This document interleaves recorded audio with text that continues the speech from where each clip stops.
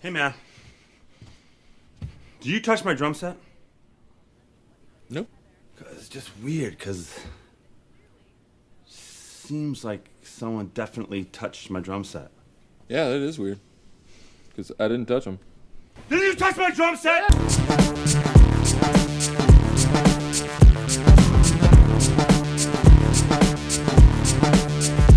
Hello everyone, welcome to 2FAST2MOVIE. I'm your host Kenny, and with me is my co-host Matt Kime.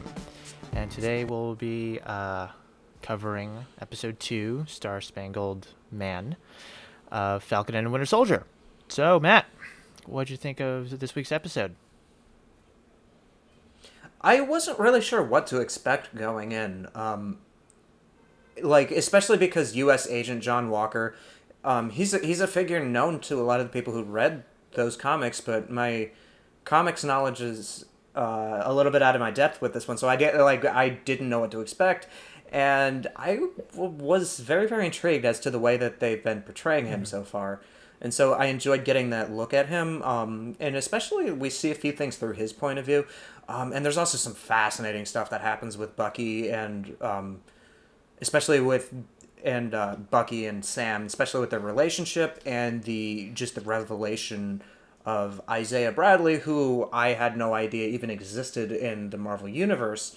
That was a fascinating idea and a fascinating character, and I'm happy that they're exploring some of the less savory issues with superheroes and super serum experimentation. Yeah. And so I thought it was a good episode. Definitely. I agree as well. I love that we're doing a very big deep dive into Captain America lore in the comics, without Captain America, of course. But hey, but we will dig more into that. But before we begin, please be sure to subscribe and hit the bell for notifications. We upload new videos every week. Our friends are also doing their segments of 2FAST2MOVIE. Our friends are doing Invincible and My Hero Academia. So be sure to check that out after you watch this. So, as always, spoilers ahead, so you have been warned. So, in this episode, we are introduced to John Walker and Lamar Hoskins, as they are the new Captain America Bucky type duo, you know? Bucky and Sam, we follow them as they're trying to investigate this new group called the Flagsmashers, where in this episode they seemingly stole medical supplies, question mark? Maybe it was the super soldier serum as well, if I didn't catch what it was, but we'll see later on. And as Sam and Bucky try to interfere, they're getting their asses handed to them. John and Lamar sort of interfere with the operation and sort of volunteer themselves to help Sam and Bucky, much to their dismay. And sort of afterwards, frustrated with the situation, at the fact that they are super soldiers, with the Flagsmashers, Bucky decides to take Sam to meet a former unknown super soldier, Isiah, that nobody knew except Bucky. So after that, Sam and Bucky sort of have a therapy session, and they express their feelings to one another, and they agree that they will have to work together. But after they're done, they will go their separate ways because, passion. So with the two duos sort of drawing, Sam, Bucky, John, and Lamar sort of draw the line in the sand and agree that we're going to go do our own thing. And John sort of gives Sam and Bucky a final warning to stay out of his way. So that'll be interesting to see going forward. And towards the end, Sam and Bucky wants to know more where this super soldier program can, where the Flagsmashers could get this. So they decide to go talk to Zemo, a person who is very, very knowledgeable of Hydra. So Yeah, a lot happened in this episode, and I think we definitely we finally got to see more of Sam and Bucky, sort of their relationship together in this episode, and I think that was a big highlight. Um, so yeah, what were your thoughts on that, Matt? Finally seeing them interact with each other. Well, it was nice. It was nice seeing them interact because they made a big point in the first episode to say that Bucky was kind of walling himself off from damn near everybody, including Sam. And so having the thing that brings him out of his shell being the revelation that Sam gave up the shield was a good way to bring him out of that. And I think it was probably the only thing that could have, at least at this point in his character arc. I think the only thing I would have liked to have seen a little bit more at initially was because they made it a point to say that he's been blowing Sam off.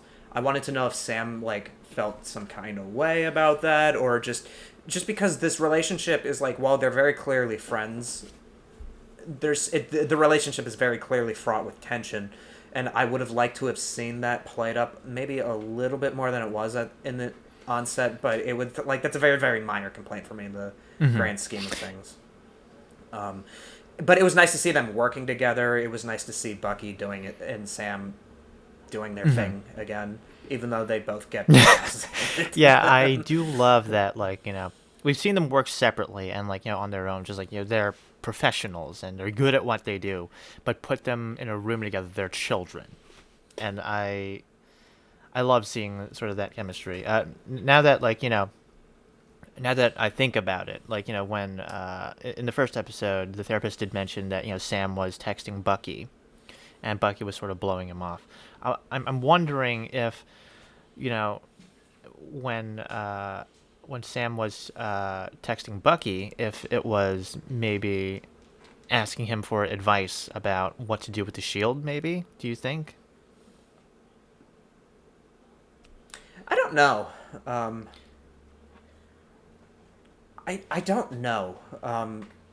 Because maybe it could have just been as simple as just them checking in on each other, just because they see each other as friends. yeah, and they did both lose Steve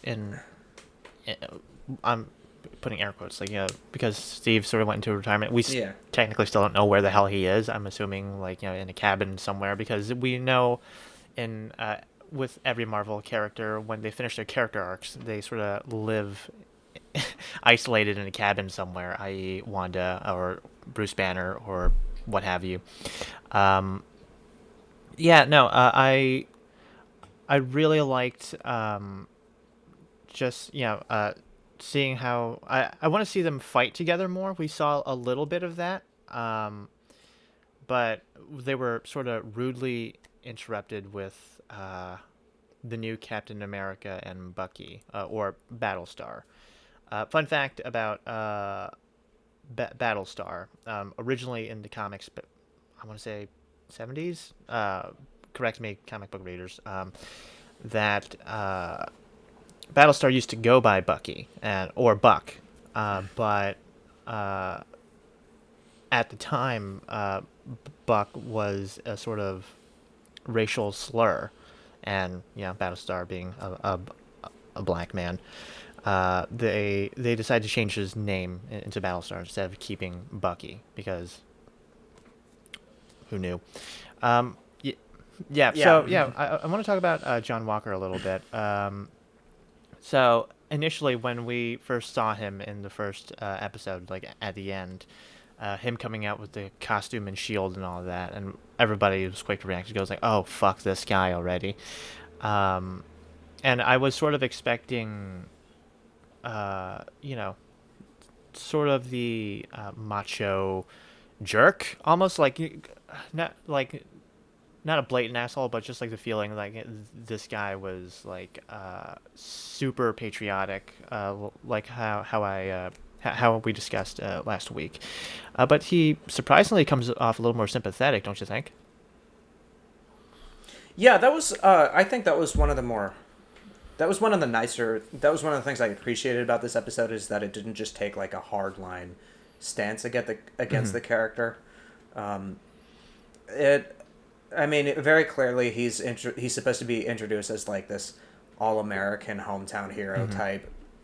It's I don't know if he was the quarterback of the football team, but he was a key player on the football team, and it looked like a small town high school too. And like they're reading off his resume, and but you also, the first scene in the episode is of him backstage before he goes out, and he's talking to Lamar that I just want to get out there and do my job. Like the performative aspect of it isn't why I'm doing this. And I think that was a very, very nice touch, because I think the easiest thing in the world would have been to have this guy just be doing this as a vanity project. Now, granted, having said this, when he bails Bucky and Sam out of jail later on, he does it dressed as Captain America, and I can't help but think that was a little bit of a PR thing as well. Yeah,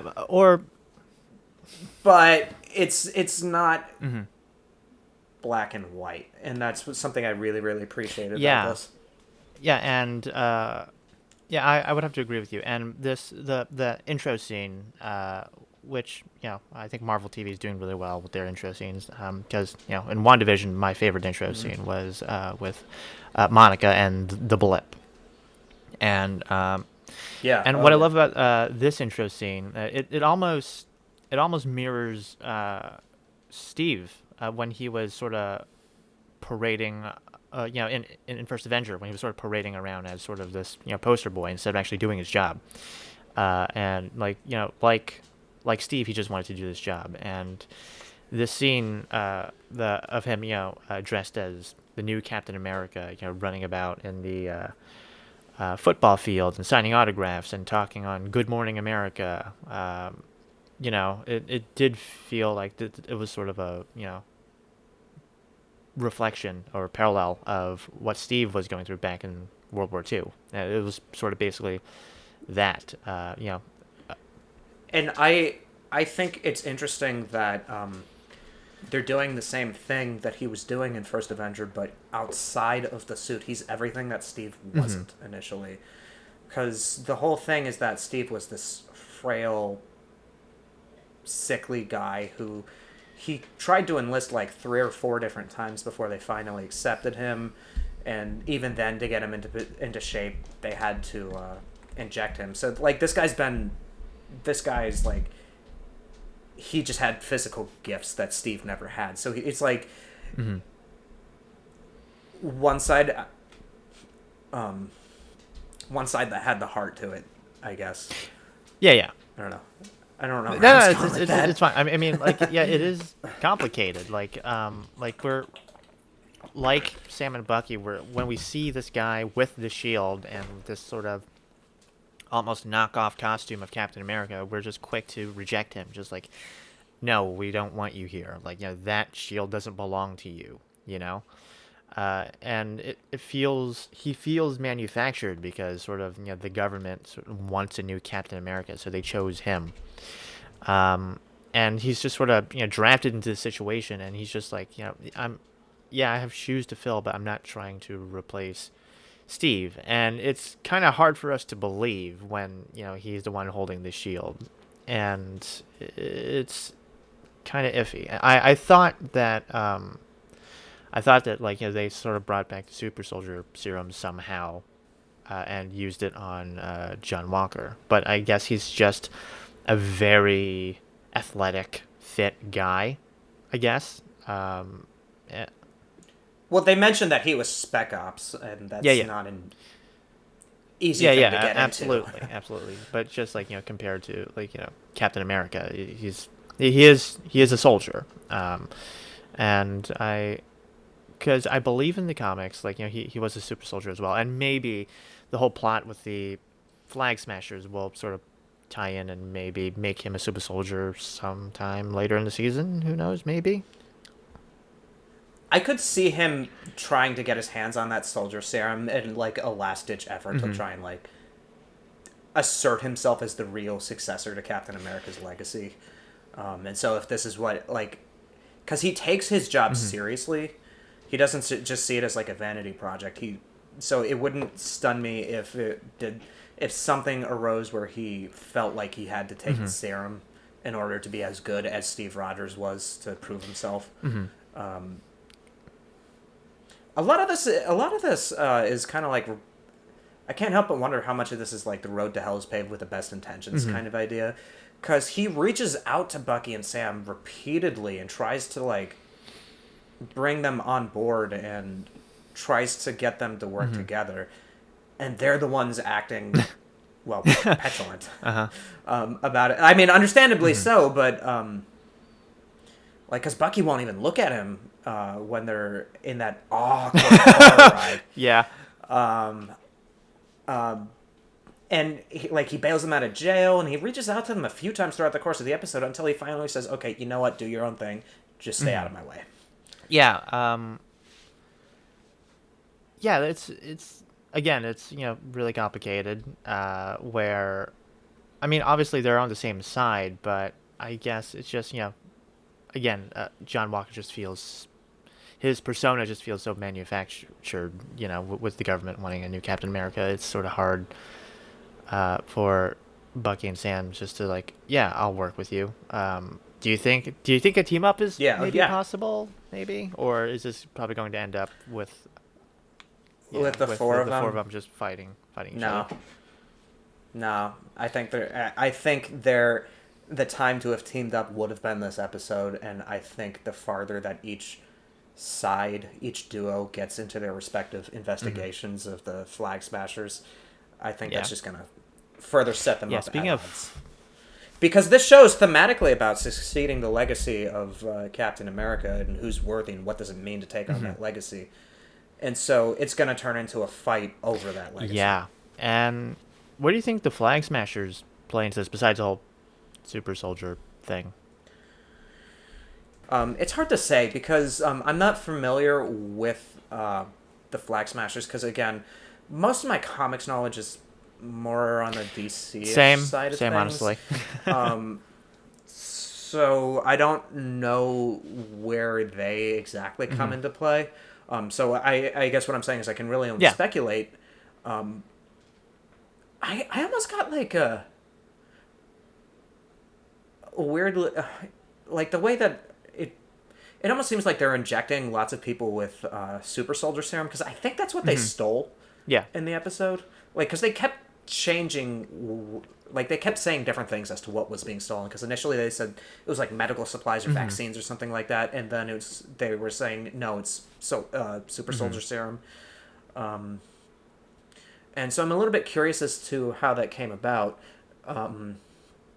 Or what that entails, but it almost kind of reminds me of like Syndrome from The Incredibles, where they're trying to like elevate themselves at the expense of all the whole idea is that if everyone's special, nobody is. But I don't know that that's like too accurate. But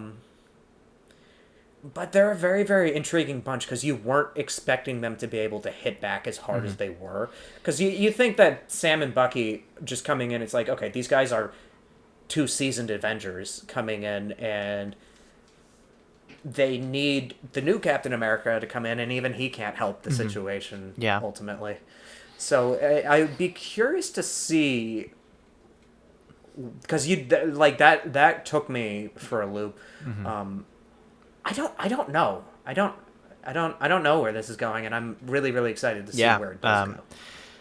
Yeah, I don't know much about Flagsmashers either. In the comics, it was just one guy, Flagsmasher, where from what little I know, his sort of motivation is very similar to this group, where no borders, no separation, just one people, one world type thing. That was their motto.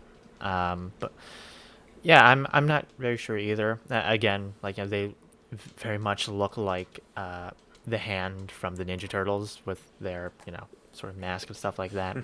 But yeah, I'm very interested to see sort of where they lie in all of this. Who do you think was texting the leader?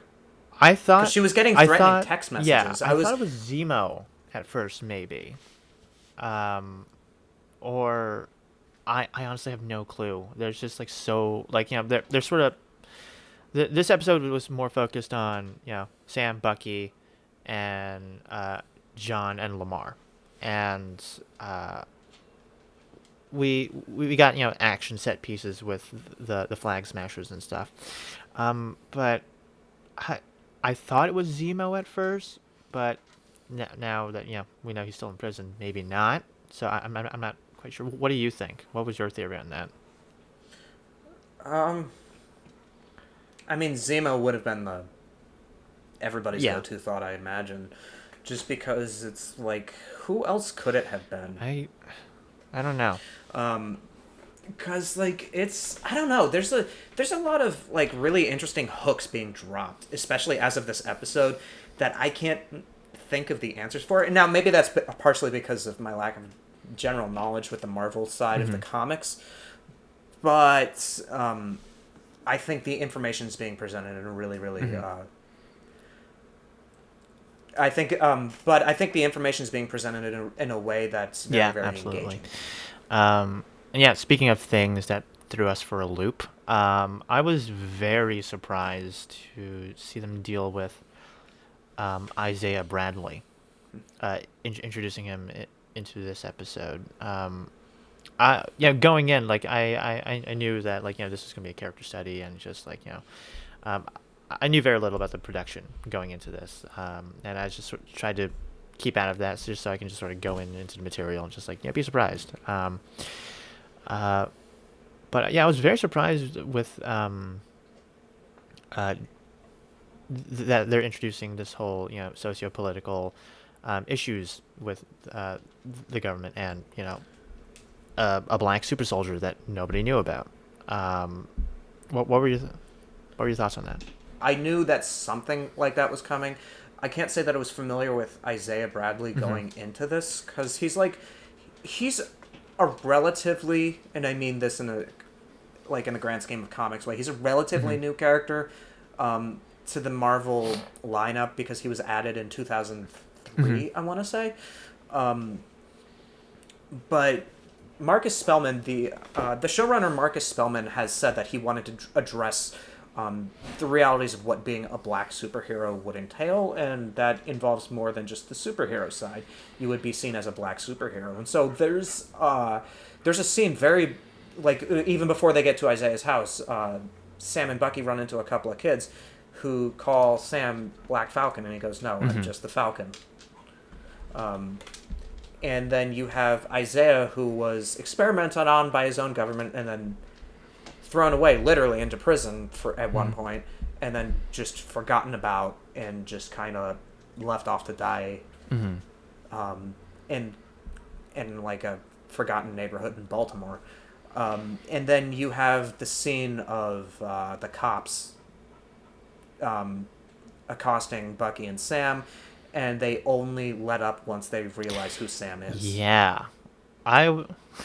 It was reminiscent of that scene in Brooklyn Nine-Nine where Terry Terry Crews character, gets pulled over by a fellow police officer, but because he doesn't have his badge on him at the time, the guy is a couple seconds away from arresting him before he realizes that he's about to arrest a cop for no reason. Yeah. Again, I just honestly did not expect it, and I'm still honestly processing just the themes that are being addressed in the show. I wasn't I wasn't expecting it, and I'm pleasantly surprised, and I'm very happy that they're going down this route. And I mean, I'm not super educated on the matter, and I really don't have a sort of, I'm not in a position to sort of go was it done well or not, but I do like where we're going with Isiah, and do you think that maybe we'll possibly see a sort of flashback where we see Isiah, maybe he donned the Captain America title at one point, but it just was never publicized, maybe? Do you think? Yeah. I'd hope so. I think it'd be a bit of a missed opportunity if we didn't see some of what happened, especially because there are other Marvel shows and properties that kind of cover the post-World War II period. Because you have things like Agent Carter, and that show is also kind of about dealing with the legacy of Captain America, at least initially. And so, which also begs the question of how they got the super serum back to begin with, because the first Avenger and the first season of Agent Carter make a point in saying that the serum and what was left of Steve Rogers' blood gets wiped out, and so it can't be replicated. So I'd be curious to see what transpired to them getting another super soldier serum, or how Isiah and Bucky met, and what that looked like. And I think, I hope we're gonna get that, and I think we will. But it'd be very, very interesting, because there's so many people in history, especially in let's face it, non-white communities, that just kind of get forgotten about after a while. That probably shouldn't been. And so I think this character is also kind of like a representation of that a little bit, if I had to guess. Absolutely. Maybe there was like maybe the super soldier serum was successful, but only in Isiah, perhaps, and that's why they sort of threw him in prison, so that they can just experiment on him and see and try to replicate the success of the super soldier serum. So I'm maybe they tested on so many people, but only Isiah was successful, and why he was sort of thrown under the bus and sort of shunned from the world was so that they can replicate the super soldier serum again, because they had just one success. That's sort of my theory on that. And maybe that now that he's older, there's some very bad side effects from that. We saw a little bit of his strength, definitely, but if I'm not mistaken, it looks like he had difficulty walking. If I saw that correctly, it didn't look like he was very mobile. Yeah. So I'm hoping to see more of that, maybe a flashback between Isiah and Bucky. But meeting Isiah, it was just my heart sank just seeing that scene, honestly. Yeah, it was kind of a heartbreaking scene, especially for someone who had ostensibly was a hero in this universe at one point.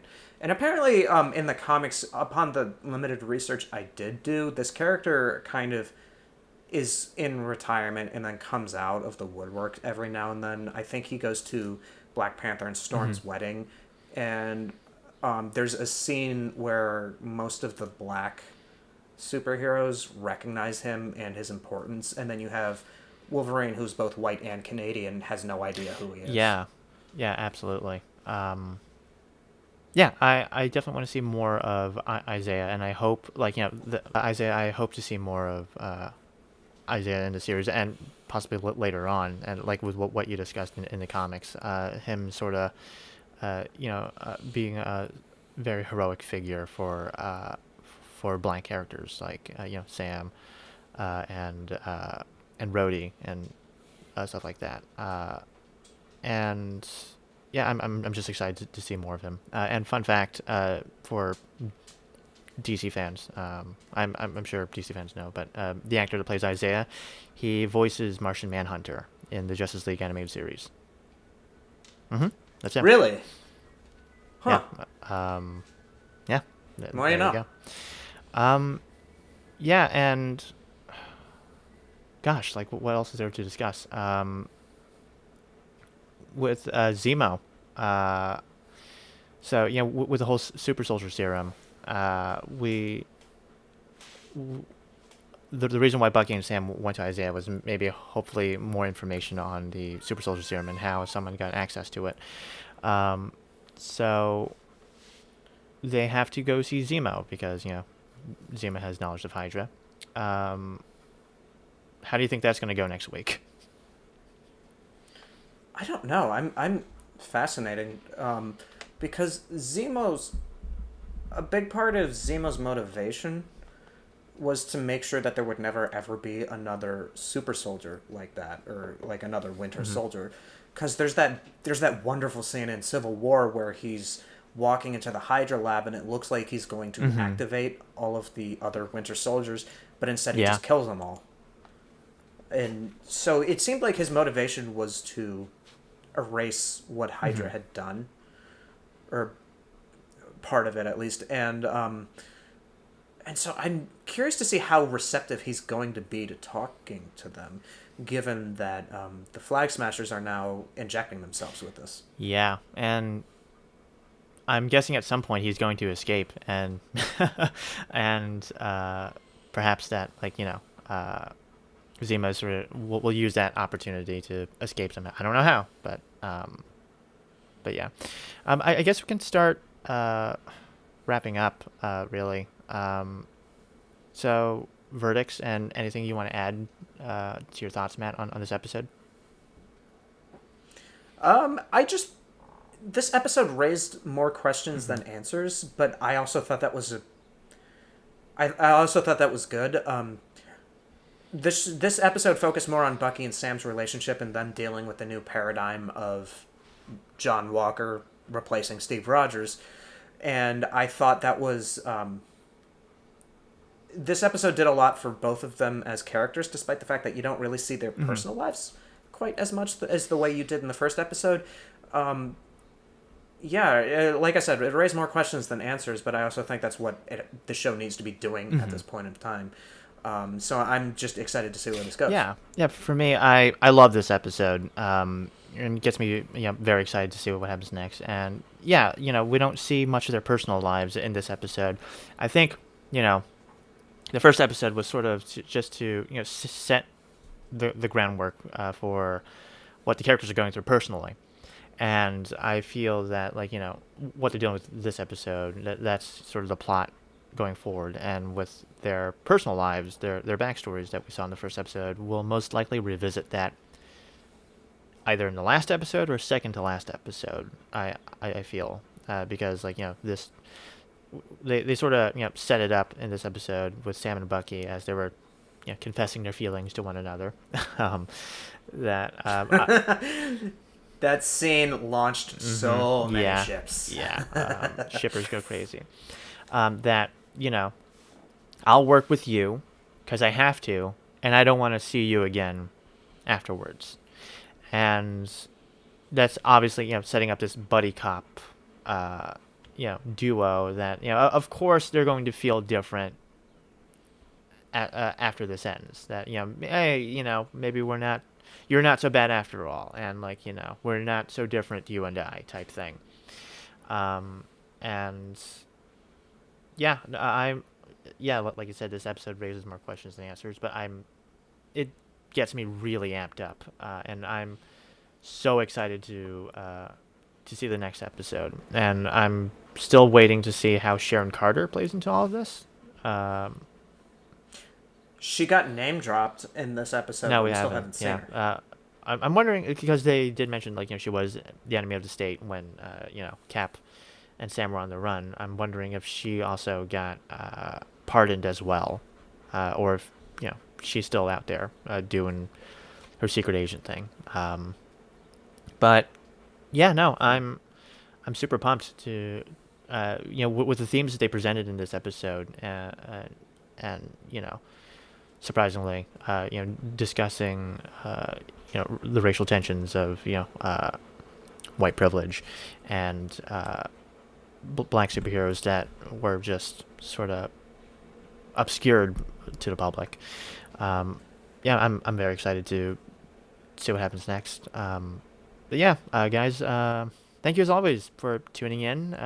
You can see more of 2FAST2MOVIE on our channel here on YouTube. Our friends will be covering other shows like Invincible and My Hero Academia, and you can also find our podcasts like Return of the Movie on most places you find podcasts like Spotify and Amazon Music. So yeah, I will see you guys next week. Thank you for listening, and as always, it's 2FAST2MOVIE.